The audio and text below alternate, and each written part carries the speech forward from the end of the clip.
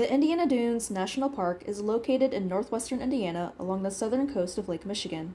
In 1926, it was first known as a state park, but after substantial support by conservationists, it was designated as the Indiana Dunes National Lakeshore by Congress 40 years later. It wasn't until 2019 that the dunes became a national park, but it still has not been able to acquire all the land within its boundaries. With an incredible amount of scenic trails, diverse ecosystems, and ecology, the dunes generate 4.5 to 5 million visitors per year and $678.8 million in tourism. Many nearby towns, businesses, and public services such as schools and fire departments are reliant on tourism for roughly a third of their annual revenue and funding. The dunes are also an important refuge for many unique species of the region. The slow movement of the dunes creates several large bog areas that are home to many wetland species. The national park status of the dunes also provides habitat to many other native species of the Midwest region and protects them from further human development.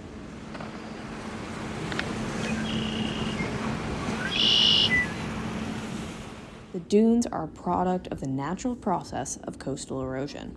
While erosion is a natural process that is necessary to create beaches and dunes, in recent years, erosion along the dunes and the Lake Michigan coast have increased dramatically in both speed and intensity due to human involvement, resulting in a striking loss of shoreline. Sand comes from many sources around the world.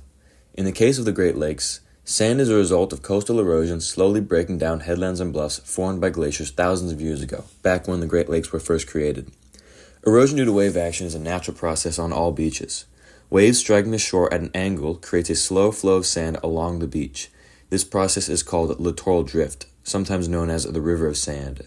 Sand flow along the beach creates a balance of erosion and accumulation of beach sand. However, coastal structures such as harbors block the littoral drift and divert sand into deeper water. Sand in deep water is lost to the beach forever, as waves can no longer reach it. In recent years, beaches along the south shore of Lake Michigan have lost significant ground due to harbors pushing sand into deep water. Specifically, the Port of Indiana and the Michigan City Harbor are the two biggest obstacles for sand movement. These two structures also coincide with the locations of greatest erosion. One dune, called Mount Baldy, has been heavily impacted by the Michigan City Harbor. Mount Baldy is moving backwards in excess of 5 to 10 feet per year due to coastal erosion. The dune has completely backed up to the parking lot and has consumed many of the trees that once grew there before. And the dune has become increasingly unstable. In 2016, a 6-year-old boy fell into a hole that had opened in the dune as a result of sand from the bottom of the dune collapsing. He was stuck for over 3 hours and the dune has been closed since. As for the Ogden Dunes, the construction of the Port of Indiana and a local steel mill has caused both historic pollution of the area surrounding the dunes as well as shoreline erosion. Coastal erosion has become so bad in some locations that it is beginning to threaten human infrastructure. These are uncertain times. Erosion is at play here. Waves have washed away the dunes that protect both the parking area and a portion of the nearby public road. Underground utilities are in danger as well. Many government organizations on the local, state, and federal level have committed to protecting the Indiana dunes. Public organizations such as the Great Lakes Coalition have also taken action to conserve the lake coast through education and advocacy. As of now, little direct action has actually been taken as this excessive erosion is a recent issue. However, multiple strategies are under consideration to protect the sand and local communities. The most straightforward solution to beach erosion is to add new sand to the beach. This strategy is called beach nourishment and was an approach that the Army Corps executed in the mid-1990s and late 2000s.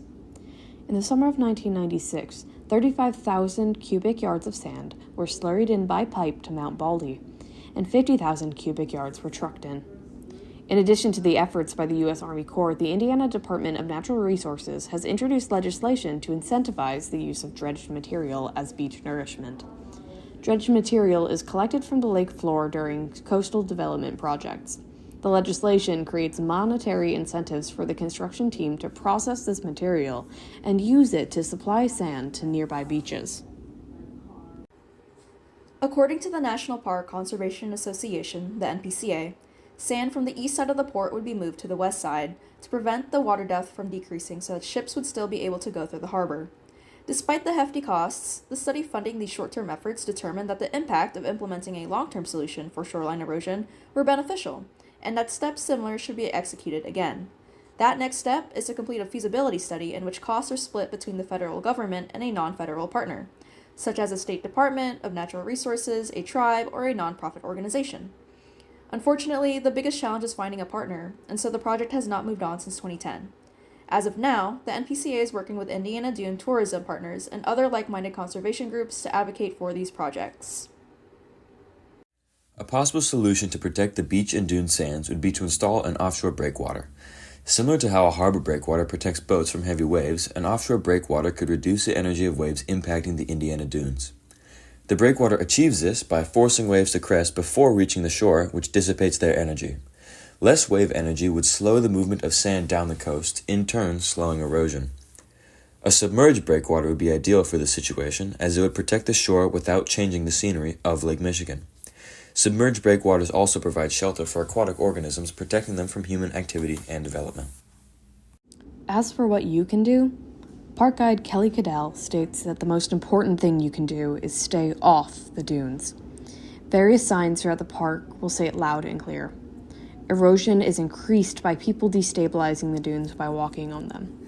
This can push sand into and disturb wetland ecosystems as well, further risking endangered species. Staying on the marked trails is the best and most eco-friendly way to visit the dunes. Otherwise, raise awareness about the impacts and causes of erosion on the dunes. The mission statement of the National Park Service is to preserve unimpaired the natural and cultural resources and values of the national park system for the enjoyment, education, and inspiration of this and future generations. Recognizing the cost of human construction and involvement is paramount to the survival of parks like the dunes. If we want to leave behind a clean ecosystem for the future, it's high time we all start protecting it.